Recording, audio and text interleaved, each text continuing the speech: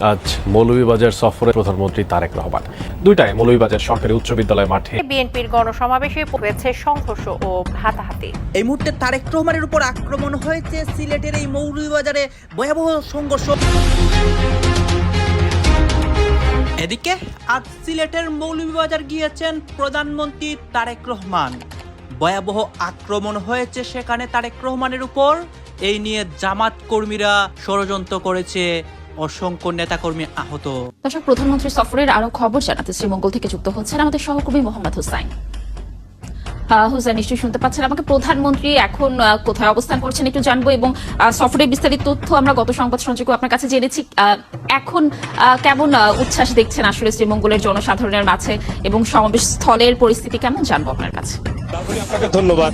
আষাঢ়ের বৃষ্টি বৈরি উপেক্ষা করে কিন্তু এখানকার সাধারণ মানুষ প্রধানমন্ত্রী তারেক রহমানকে এক নজর দেখবার জন্য অপেক্ষা করছেন। আমি ঠিক যে মুহূর্তে কথা বলছি ভীষণ বৃষ্টি হচ্ছে এখানে। তারেক রহমান তিনি সকাল 9টার দিকে গুলশানের বাসভবন থেকে তিনি রওনা হয়েছিলেন। 10টার কিছুটা পরে তিনি সিলেটের উসমানী বিমানবন্দরে এসে পৌঁছান। এরপরে কিন্তু তিনি শ্রীমঙ্গলের উদ্দেশ্যে প্রধানমন্ত্রী মৌলভীবাজার সফর নিয়ে আরো জানাতে মৌলভীবাজার থেকে যুক্ত হচ্ছেন সহকর্মী তুহিনুর রশিদ। তুহিনুর, আজকে তো প্রধানমন্ত্রী মৌলভীবাজার যাবেন, তো সেখানে প্রস্তুতি কেমন দেখছেন? এই মুহূর্তে সিলেটের মৌলভীবাজারে পৌঁছেছেন প্রধানমন্ত্রী তারেক রহমান। সেইখানে গিয়ে কঠিন তুপের মুখে পড়েন জামাতের পরিকল্পনায়। জামাত এবং বিএনপির নেতাকর্মীদের মধ্যে মুখোমুখি দাওয়া পাল্টা দেওয়া হয়। এই ঘটনাকে কেন্দ্র করে তারেক রহমানের খারাপ অবস্থা। দর্শক শ্রোতা, বাংলাদেশের এই রাজনীতির পরিস্থিতির গোপনে এবং প্রকাশ্যে অসংখ্য ষড়যন্ত্র এবং ঘটনা হচ্ছে। সবকিছু তুলে ধরবো এই একটি ভিডিওতে। এই মুহূর্তে মৌলভীবাজারের পরিস্থিতি এবং তারেক রহমান কি বলেছেন নিজের মুখে এই ঘটনাকে কেন্দ্র করে, সবকিছু আপনারা এই একটি ভিডিওতে ধারাবাহিকলি দেখতে পারবেন। প্রধানমন্ত্রী সফরের আরো খবর জানাতে শ্রীমঙ্গল থেকে যুক্ত হচ্ছেন সহকর্মী মোহাম্মদ হুসাইন। হুসাইন, প্রধানমন্ত্রী এখন কোথায় অবস্থান করছেন এবং তার সফর নিয়ে আজকে সারাদিনে কি কি কর্মসূচি রয়েছে একটু বিস্তারিত জানবো আপনার কাছে। আর তার আগমনে আসলে শ্রীমঙ্গলের জনগণ কতটা উচ্ছ্বসিত, রাজনৈতিক কর্মীরা কি বলছে জানবো। লাবণী, আপনাকে ধন্যবাদ। প্রধানমন্ত্রী দেশের দায়িত্ব নেওয়ার পর কিন্তু তার যে নির্বাচনী প্রতিশ্রুতি ছিল, সেই প্রতিশ্রুতিগুলো বাস্তবায়নের লক্ষ্যে সারা দেশের বিভিন্ন জেলায় ঘুরে বেড়াচ্ছেন তিনি। তার অংশ হিসেবে কিন্তু 21 বছর পর তিনি প্রথমবারের মতো শ্রীমঙ্গল আসছেন, মৌলভীবাজারের শ্রীমঙ্গল। এই জেলায় তিনি প্রথমবার নির্বাচিত হওয়ার পর প্রথমবার আসছেন। ফলে এখানকার মানুষের মধ্যে ব্যাপক উচ্ছ্বাস আমরা লক্ষ্য করছি। আমরা এই শ্রীমঙ্গলে আসার পথে রাস্তার দুপাশে অজস্র মানুষ, অসংখ্য মানুষ আমরা দেখতে পেয়েছি, যারা প্রধানমন্ত্রী তারেক রহমানকে এক নজর দেখবার জন্য এই ভিক্টোরিয়া উচ্চ বিদ্যালয় মাঠে আসছেন। প্রধানমন্ত্রী তারেক রহমান, আপনি জানেন যে 9টার পর তিনি তার যে বাসভবন, গুলশানের বাসভবন থেকে বের হন এবং তিনি 10টার কিছুটা পরে সিলেটের উসমানী বিমানবন্দরে তিনি অবতরণ করেন। পরবর্তীতে তিনি শ্রীমঙ্গলের উদ্দেশ্যে রওনা হয়েছেন। এখন তিনি শ্রীমঙ্গলের উদ্দেশ্যেই তিনি শ্রীমঙ্গল দিকেই আসছেন এবং এখানে ভিক্টোরিয়া উচ্চ বিদ্যালয় মাঠে একটি ফ্যামিলি কার্ড বিতরণ কর্মসূচিতে যোগ দেবেন। এই আমার ক্যামেরা আপনি দেখতে পাচ্ছেন একটি বিশাল মাঠ। ইতিমধ্যেই কিন্তু অসংখ্য মানুষ এসে জড়ো হয়েছেন প্রধানমন্ত্রী তারেক রহমানকে এক নজর দেখবার জন্য। এখানে ফ্যামিলি কার্ড বিতরণ করা হবে, যেটি তৃতীয় ধাপের পাইলটিং প্রকল্পের অংশ হিসেবে এই ফ্যামিলি কার্ড বিতরণ করা হবে এবং এই মাঠে তিনি এখানকার স্থানীয় মানুষের উদ্দেশ্যে, জনসাধারণ উদ্দেশ্যে বক্তব্য রাখবেন। পরবর্তীতে এখান থেকে তিনি মৌলভীবাজারের সদরের একটি জায়গায়, অর্থাৎ যেটি সরকারি উচ্চ বিদ্যালয় মৌলভীবাজার, সেখানে তিনি একই কর্মসূচিতে অংশ নেবেন, ফ্যামিলি কার্ড বিতরণ কর্মসূচিতে অংশ নেবেন। পরবর্তীতে বিকেলের দিকে ডোসাই রিসোর্টে সেখানে রাজনৈতিক নেতাদের সাথে নিয়ে একটি মতবিনিময় সভায় উপস্থিত হবার কথা রয়েছে এবং 8:30টার দিকে তিনি ঢাকায় ফিরে যাওয়ার কথা রয়েছে। আজকে তার যে দিনব্যাপী সফর, এখানে আসলে তার যে নির্বাচনী প্রতিশ্রুতি ছিল 9টি প্রধান ইশতেহারের মধ্যে বলা যায় যে ফ্যামিলি কার্ড একটি প্রধান ইশতেহার এবং এই ফ্যামিলি কার্ড মূলত তার যে রাজনৈতিক চমক, সেই সময়ে নির্বাচনের আগে, ত্রয়োদশ নির্বাচনের আগে প্রধানমন্ত্রী এই ফ্যামিলি কার্ড ধারণা সামনে নিয়ে আসেন এবং এই ফ্যামিলি কার্ডের মাধ্যমে কিন্তু নির্বাচনে একটা বাজিমাত বলা চলে এবং ব্যাপক ফলাফল অর্জন করে বিএনপি। সেই জায়গা থেকে এবং এই ফ্যামিলি কার্ডের উদ্দেশ্য বলা হয়েছে যে আসলে ক্ষুদ্র এবং প্রান্তিক জনগোষ্ঠী যারা আসলে দিনে এনে দিনে খায় কিংবা তাদের আর্থিক টানাপোড়েন রয়েছে সেই সব পরিবারের কাছে, নারী প্রধানের কাছে এই ফ্যামিলি কার্ড দেওয়া হবে এবং এই কার্ডের সাথে ২৫০০ টাকা বা সমমূল্যের দ্রব্যাদি দেওয়া হবে। মূলত নারীর ক্ষমতায়ন এবং নারীর আর্থিক এবং সামাজিক নিরাপত্তা নিশ্চিত করতে কিন্তু এই ফ্যামিলি কার্ড দেওয়া হচ্ছে এবং নির্বাচিত হওয়ার পরেই কিন্তু তিনি এই ফ্যামিলি কার্ড বিতরণ কর্মসূচি শুরু করেছেন এবং এখানকার মানুষের সাথে কথা বলে যেমনটা জেনেছি আসলে প্রধানমন্ত্রী তারেক রহমানের প্রতি তারা ভীষণ রকমের আশ্বস্ত এবং ধারাবাহিকভাবে কিন্তু তারা প্রত্যাশা করছেন যে প্রধানমন্ত্রী তারেক রহমানের ফ্যামিলি কার্ড, কৃষক কার্ড, স্বাস্থ্য কার্ড কিংবা অপরাপর যে নির্বাচনী প্রতিশ্রুতি সেই প্রতিশ্রুতিগুলো তিনি অক্ষর অক্ষরে বাস্তবায়ন করবেন, সেই প্রত্যাশা প্রধানমন্ত্রী তারেক রহমানের কাছে তারা রাখেন। তো লাবণী, এখনো পর্যন্ত প্রধানমন্ত্রী পথে আছেন, তিনি সমাবেশের মঞ্চে আসলে আমরা আপনার মাধ্যমে কি বার্তা রাখলেন প্রধানমন্ত্রী জানাতে পারবো। ধন্যবাদ হোসেন আমাদের সাথে যুক্ত থাকার জন্য। আপনি থাকুন সেখানে, নিশ্চয়ই আমরা প্রধানমন্ত্রীর শ্রীমঙ্গলের সফরের আরো তথ্য আপনার মাধ্যমে পরবর্তী সংবাদ সংযোগগুলোতে দর্শকদেরকে জানাতে পারবো। দর্শক, আমরা প্রধানমন্ত্রী সফরের আরো তথ্য জানাবো। মৌলভীবাজার থেকে যুক্ত হবেন আমাদের আরেক সহকর্মী ফারুক মিল্লাদ। ফারুক, নিশ্চয়ই শুনতে পাচ্ছেন আমাকে। প্রধানমন্ত্রী ইতোমধ্যেই সিলেটে পৌঁছে গেছেন, তিনি সুনামগঞ্জের পথে রয়েছেন এবং আমরা যতদূর জানি যে তিনি আজ মৌলভীবাজারে যাবেন। সেখানে আজ কি কি কাজের উদ্বোধন করবেন এই বিষয়ে একটু জানবো এবং সমাবেশ স্থলের প্রস্তুতি আসলে কতটুকু সম্পন্ন হয়েছে, সেখানকার স্থানীয় জনগণ কি বলছে, তার আগমনকে নিয়ে জানবো বিস্তারিত। প্রধানমন্ত্রী নির্বাচিত হওয়ার পর ৪ মাসের মাথায় মাননীয় প্রধানমন্ত্রী তারেক রহমান আজকে আসছেন এবং তিনি মৌলভীবাজারের সিলেট থেকে রওনা দিয়েছেন। ইতিমধ্যে তিনি সরাসরি শ্রীমঙ্গল চলে আসবেন এবং শ্রীমঙ্গল আসার পর সেখানে মানে ফ্যামিলি কার্ডের উদ্বোধন করবেন। মোট ১৫৫ জন ফ্যামিলি কার্ড পাবেন শ্রীমঙ্গলের একটি মির্জাপুর ইউনিয়নের। পাশাপাশি মৌলভীবাজার জেলা রাজনগর উপজেলার ১৫২ জন পাবেন এবং যা আপনি জানেন চা শ্রমিক অধ্যুষিত এলাকা মৌলভীবাজার, বলে চা শ্রমিক এবং নৃতাত্ত্বিক জনগোষ্ঠী মিলিয়ে আরো সব মিলিয়ে প্রায় ২৭৫ জন শ্রীমঙ্গলে তাদেরকে উপকারভোগীদেরকে কার্ড দেওয়া হবে। এবং ইতিমধ্যে আপনার পিছনটা দেখতে পাচ্ছেন আপনি, লোকজন চলে আসছে প্রধানমন্ত্রীর আসার আগেই এবং বলা যেতে পারে যে ধীরে ধীরে লোকজন প্রবেশ করছে এবং নেতাকর্মীরা উচ্ছ্বাসিত।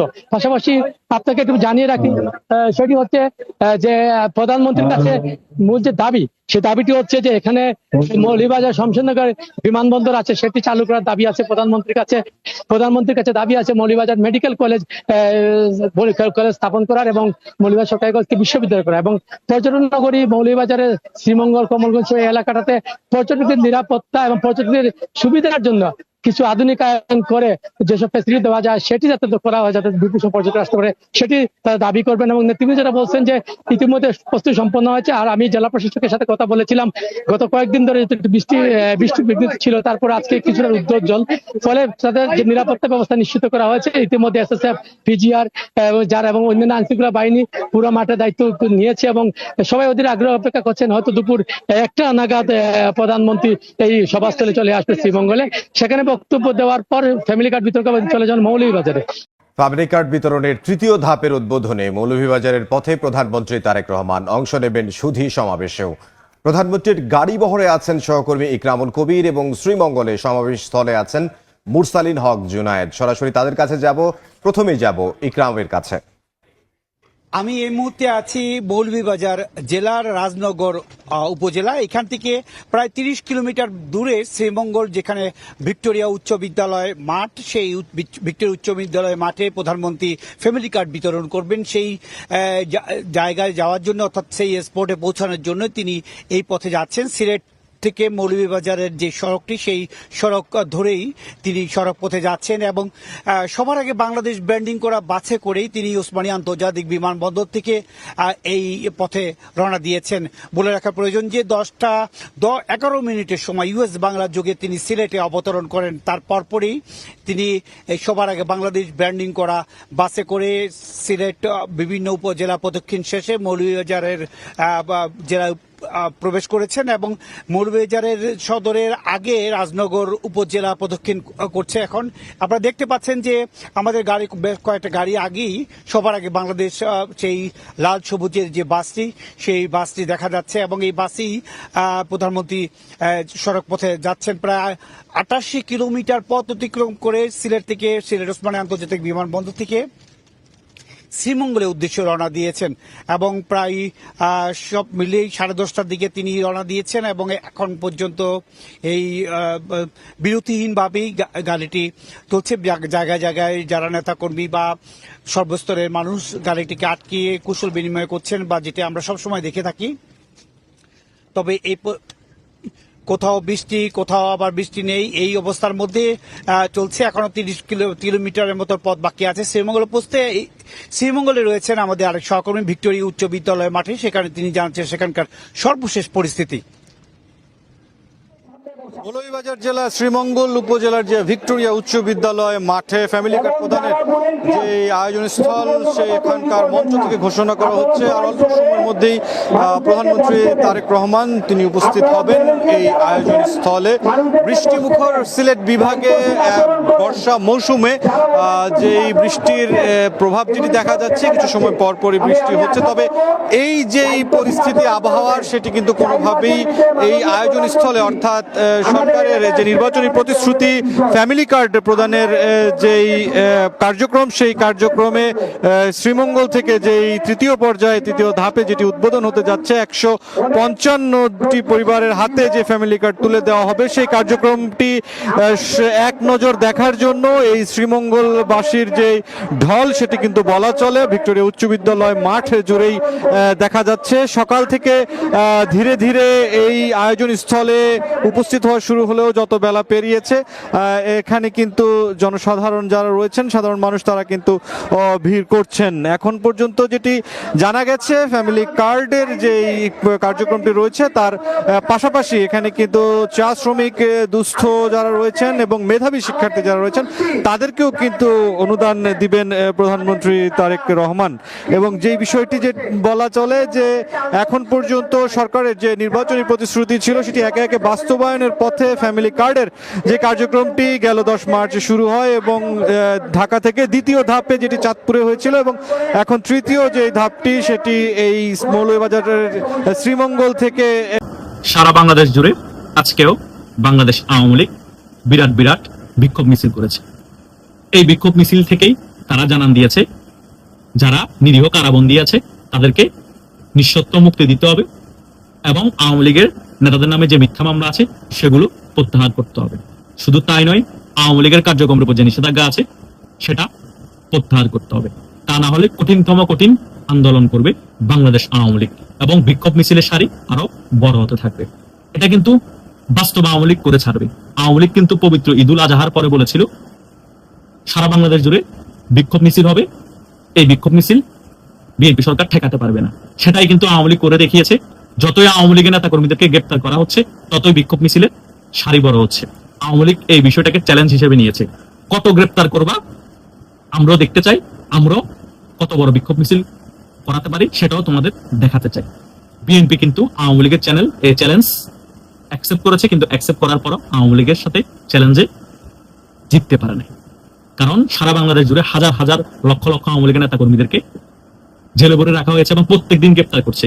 তবুও কিন্তু এই বিএনপি সরকার বিক্ষোভ মিছিল দমন করে রাখতে পারছে না, আওয়ামী লীগের কোণঠাসা করে রাখতে পারছে না। প্রত্যেকদিন আওয়ামী লীগের বিক্ষোভ মিছিলের সারি বড় হচ্ছে।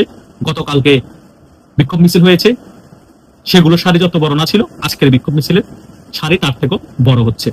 200 থেকে এখন মানুষ 400-তে পরিণত হয়েছে, কিছুদিন পর 400 থেকে 800 মানুষে পরিণত হবে, এরপর হাজারে ছাড়িয়ে যাবে। তারপরে মানুষ, সাধারণ মানুষও আওয়ামী লীগের পাশে এসে দাঁড়াবে এবং আওয়ামী লীগ তখন এক জায়গায় দাঁড়িয়ে সভা সমাবেশ করার মতো শক্তি সঞ্চয় করে ফেলবে। সো এভাবে করে একটি রাজনৈতিক দলের মতাদর্শ ধ্বংস করা যায় না, এভাবে কোণঠাসা করে জেল জুলুম দিয়ে একটি আওয়ামী লীগের মতো বড় রাজনৈতিক দলকে নিঃস্ব করা যায় না। বরং যারা এটা চেষ্টা করছে তারা একদিন নিঃস্ব হয়ে যাবে আন্দোলন সংগ্রামের মাধ্যমে, যদি বাংলাদেশ আওয়ামী লীগ ফিরে আসে এবং ক্ষমতায় আসে। তাই আওয়ামী লীগকে রাজনীতি করার স্পেস দিতে হবে এবং আওয়ামী লীগের কার্যক্রমের উপর যে নিষেধাজ্ঞা আছে সেটা প্রত্যাহার করতে হবে এবং আওয়ামী লীগের শীর্ষ পর্যায়ে নেতাদের সাথে এই বিএনপি সরকারকে কথোপকথন করে আওয়ামী লীগকে বাংলাদেশের রাজনীতি ফিরিয়ে আনতে হবে। তাছাড়া আর কোনো অপশন বিএনপির হাতে নেই। আর যদি অন্য অপশন বিএনপি ব্যবহার করতে চায় সেটা হচ্ছে স্ট্রিমুলার চালাতে হবে।